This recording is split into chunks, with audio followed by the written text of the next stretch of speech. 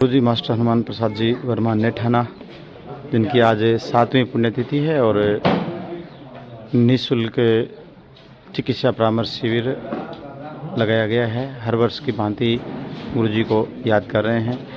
मैं सरपंच साहब से थोड़ी सी बातचीत कर लेता हूं। सरपंच साहब, पुण्यतिथि है और एक बेहतरीन व्यक्तित्व के रूप में पहचान बनाई गुरुजी ने, तो किस तरह का मैसेज देना चाहेंगे आप जनता को? गुरुजी ने हमेशा ही किसानों, मजदूरों, कर्मचारियों के लिए संघर्ष किया और आम जनता के लिए बहुत ही अच्छा संदेश और जीवन संदेश दिया था। उसी पर हम कोशिश कर रहे हैं उनके पत्तिनों पर चलने की। धन्यवाद गुरुजी। हाँ जी, हनुमान प्रसाद जी कोई नाम के मोहताज नहीं, बड़ा नाम था और हमेशा से उन्होंने सकारात्मक सोच के साथ अपनी जिंदगी लगाई। सत्य की अलग जगह दी थी, बिल्कुल। झूठ उनको कभी पसंद नहीं था और वो सब जनहित में काम करना चाहते थे। रिश्वतखोरी के वो सख्त खिलाफ थे, बिल्कुल। इतने थे कि चाहे सूरज उगे या न उगे, लेकिन हनुमान प्रसाद झूठ बोलने वाले में नहीं था और इतना सख्त आदमी था कि सबकी ओर देखता था और सबकी सुनता था और वो करता वही जो वाजिब होती थी, नाजायज नहीं करती।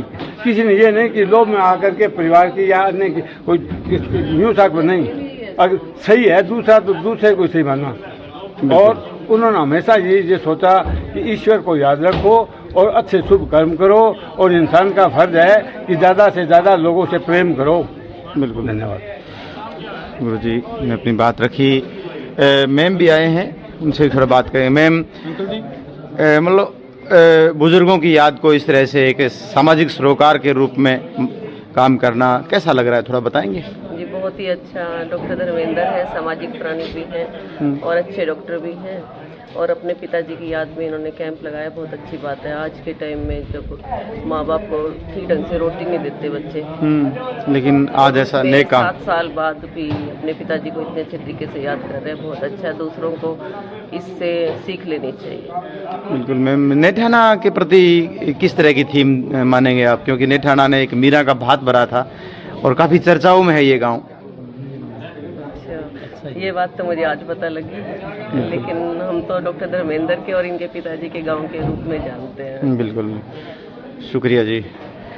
सर, मीरा के भात के बाद ऐसे अनेकों भात भरे गए गरीब बेटियों के, जो सामाजिक दायित्व के रूप में एक बड़ी मिसाल छोड़ रहे हैं, तो आप कैसा फील कर रहे हैं गांव नेठाना की धरती को और गुरुजी को भी कैसा मानते हैं? धार्मिक और सामाजिक की दृष्टि से बहुत ही अच्छा गांव है, जिसमें एकता बनी हुई है और काफ़ी टाइम से हम 6-7 साल से ये हर वर्ष कैंप लगा रहे हैं, इसमें सेवाएं दे रहे हैं धर्मेंद्र जी के साथ में और बहुत अच्छा लगता है हमें यहाँ। बिल्कुल।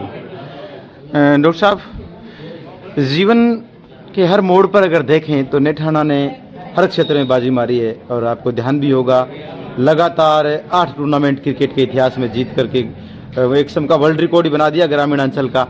ये भी एक बड़ी उपलब्धि है और 2 मैचों में उपविजेता टीम रही है और लगातार हर क्षेत्र में गांव आगे है। क्या कहेंगे आप?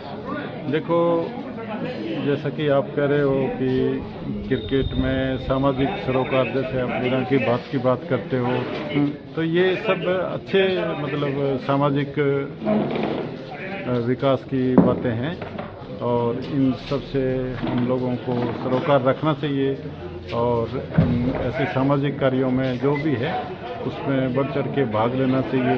ज़्यादा से ज़्यादा लोगों की सेवा करना, लोगों से प्रेम करना, ठीक है।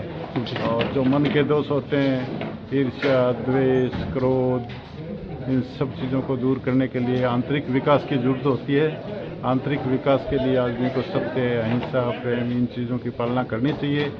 और हमारे गांव में बहुत हमारा गांव बहुत अच्छा है, यहाँ के लोग बहुत अच्छे हैं, लोगों को मिलके बहुत खुशी होती है, अपने आप को हम गौरवान्वित महसूस करते हैं और बस मन में ये धारणा रखना चाहते हैं कि ज़्यादा से ज़्यादा जो हमने ये प्रोफेशन चुना है हम लोगों ने, डॉक्टर पवन शर्मा जी मेरे साथ हैं, डॉक्टर कुसुम जी हैं, डॉक्टर जगदीश महरिया जी हैं, ये सब लोग मेरे साथ काम करते हैं। तो हम सब लोगों की यही भावना है कि ज़्यादा से ज़्यादा लोगों की सेवा की जाए तो सेवा करने से हमको भी बहुत अच्छा लगता है, हमारा मन खुश होता है।